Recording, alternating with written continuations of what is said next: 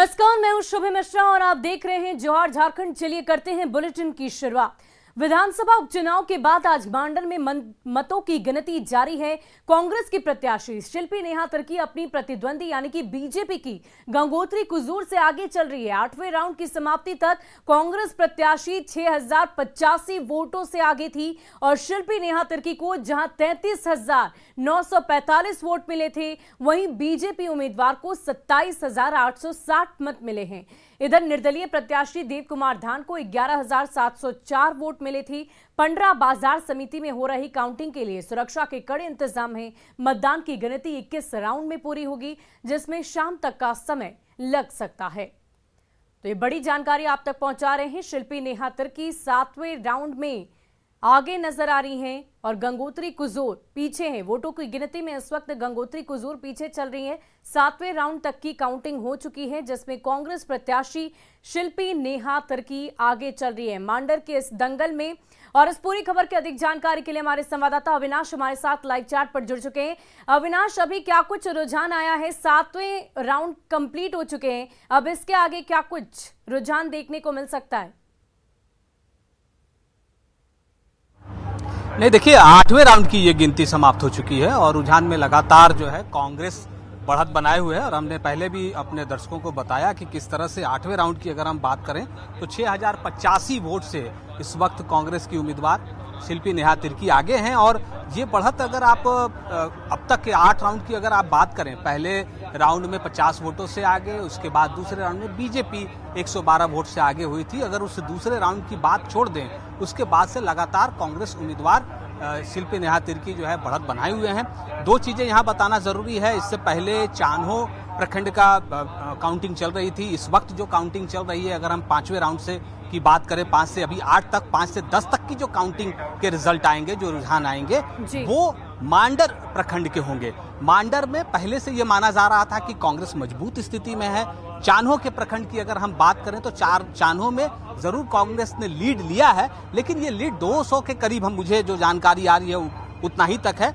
लेकिन कांग्रेस को पहले से ये उम्मीद थी कि जब मांडर प्रखंड के ईवीएम खुलेंगे तब इनके भाग्य का फैसला और इनका भाग्य भी खुल जाएगा। और इस वक्त जो जानकारी आ रही है उसके मुताबिक, जो हमने पहले भी अपडेट किया कि 8वें राउंड में 6085 वोट का अंतर हो गया है। और हमारे जो सूत्र बताते हैं 10वें राउंड तक की काउंटिंग हो चुकी है अंदर, और लगभग 10,000 वोट से शिल्पी नेहा तिर्की आगे हैं। ये हम आपको आधिकारिक रूप से नहीं बता रहे हैं, बल्कि हमारे जो सूत्र हैं उनके मुताबिक हम आपको बता रहे हैं कि 10वें राउंड तक में 10,000 के लगभग की बढ़त कांग्रेस ने बना रखी है। यानी कि अविनाश, लगभग ये तय माना जा सकता है कि कहीं ना कहीं शिल्पी तिर्की ने बाजी जीत ली है।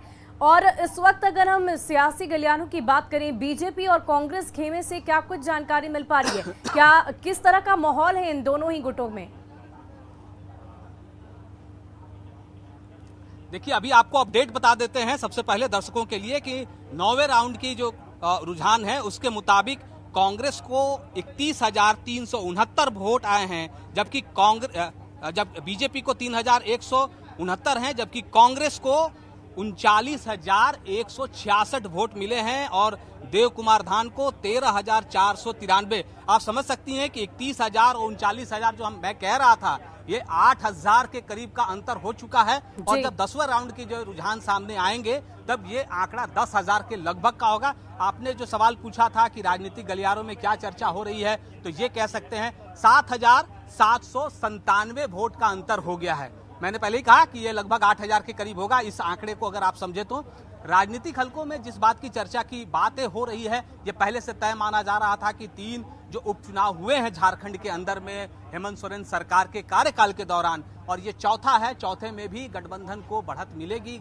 गठबंधन की जो गठबंधन सरकार है उसकी जीत होगी। तो यहाँ गठबंधन कहीं ना कहीं चौका लगाता हुआ इस वक्त रुझानों के हिसाब से जरूर दिख रहा है। लेकिन मुझे लगता है कि अभी इंतजार करने की जरूरत है, क्योंकि जब हम बात कर रहे हैं तो अभी 9वें राउंड के रुझान तक की ही हम बात कर रहे हैं। 21 राउंड की काउंटिंग होनी है, तो थोड़ा और इंतजार करना होगा। लेकिन कांग्रेस खेमे में, गठबंधन के खेमे में जरूर खुशी है। अविनाश, अगर शिल्पी तिर्की की बात करें तो उनकी जो आधार हैं बंधु तिर्की की तरफ से उन्हें रखा गया है प्रत्याशी के तौर पर। अब ऐसे में क्या ये वजह हो सकती है कि शिल्पी तिर्की की तरफ लोगों का रुझान और ज्यादा नजर आ रहा है?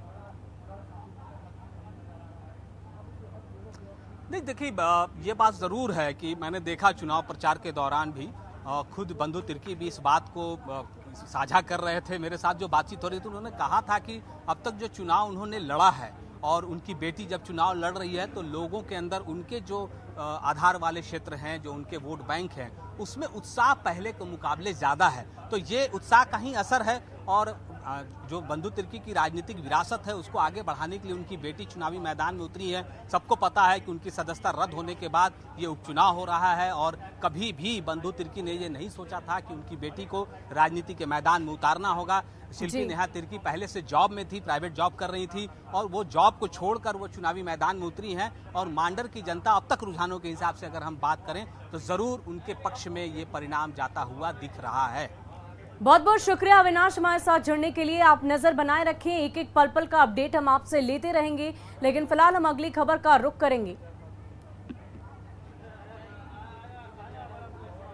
और रामगढ़ से ये बड़ी खबर आपको बता रहे हैं, जहां गोला वन क्षेत्र में संग्रामपुर के हुल्लू गांव में 12 हाथियों के झुंड से बिछड़ा हाथी गहरे कुएं में गिर गया। रात करीब 2:30 बजे हाथी जगन्नाथ महतो के खेत में लगी भिंडी को खाने घुस गया था और इसी दौरान गहरे कुएं में गिर गया। उसके चिंगारने की आवाज सुनकर लोग मौके पर जुटे, वहीं हाथियों का झुंड भी वहां पहुंच गया। लोगों ने वन विभाग को इसकी जानकारी दी, जिसके बाद वन विभाग ने 3 घंटे की कड़ी मशक्कत के बाद जेसीबी के जरिए हाथी को सकुशल बाहर निकाला। मौके पर हजारों की भीड़ जुटी रही। वहीं बाद में हाथी भगाओ दल के लोगों ने हाथियों के पास के जंगल की ओर खदेड़ दिया। आपको बता दें कि गोला इलाके में 2 झुंड में कुल 25 हाथी गांव-गांव घूमकर उत्पात मचा रहे हैं। वहीं इस झुंड में बिछड़ा एक हाथी रजरप्पा के भुचुंगडीह इलाके में दहशत मचाए हुए है। लोगों ने हाथियों के उत्पात से मुक्ति दिलाने की मांग की है।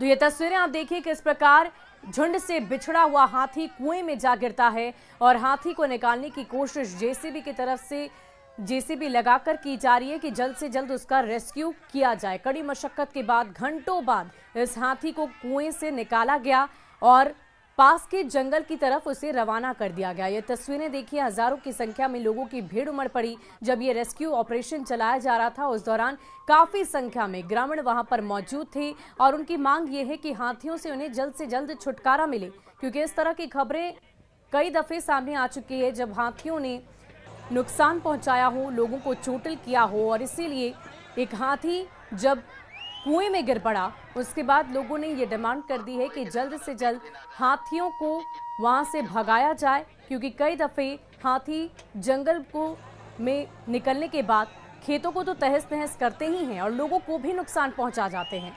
तो मौके पर जुटी लोगों की भीड़ आप देख सकते हैं, हजारों की संख्या में लोग वहां पर जुटे हुए हैं, क्योंकि वहां पर रेस्क्यू ऑपरेशन चलाया जा रहा था। कुएं में गिरे हाथी को निकालने की कोशिश घंटों चली। जेसीबी की मदद से कड़ी मशक्कत के बाद हाथी को कुएं से निकाला गया।